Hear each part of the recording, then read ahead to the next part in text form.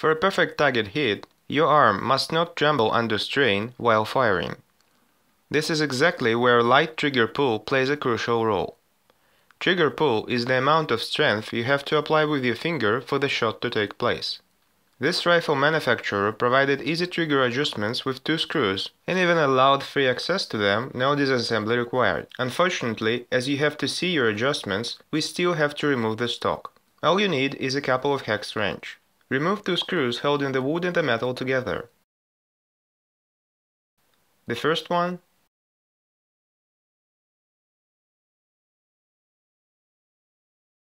and the last one.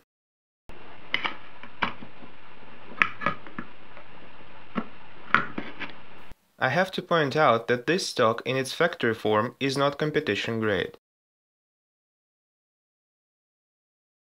And it's not about the short handle, length or bullpup. The reason is these 2 wooden pads.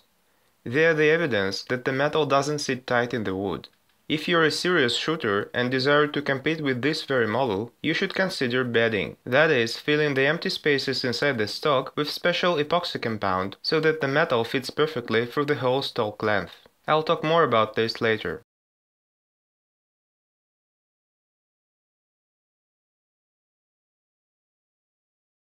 Well, with the stock removed, have a look at the trigger assembly.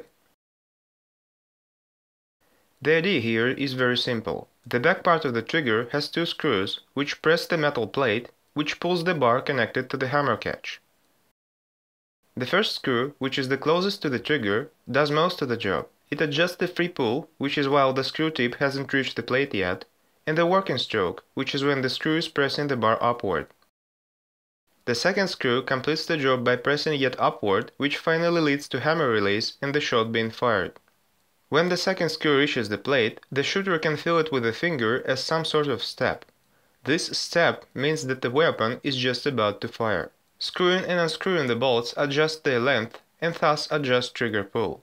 Unfortunately, any universal settings cannot be given here, as only this manufacturer alone has several modifications of the same model, and even rifles from the same production batch have uneven tolerances. So the adjustments would be unique for any specific gun. The only thing I would like to draw your attention to is that the metal plate should be pressed by the screws and not by the metal trigger part they are screwed into, or your trigger pull may be really, really hard.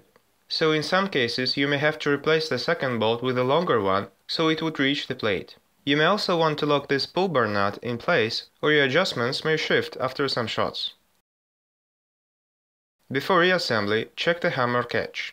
To do that, cock the gun and pointing the barrel to a safe direction, knock on the catch with your fist.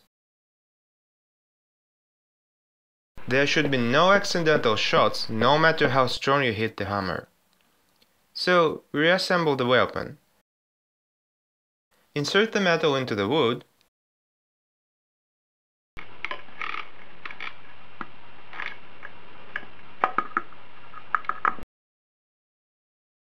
Screw in the screws. After you are finished with the screws, you may notice that your trigger adjustments have lightly shifted. That is because the wood fits loosely on the metal and the metal bends under torque of the screws. That is one of the reasons why bedding is important.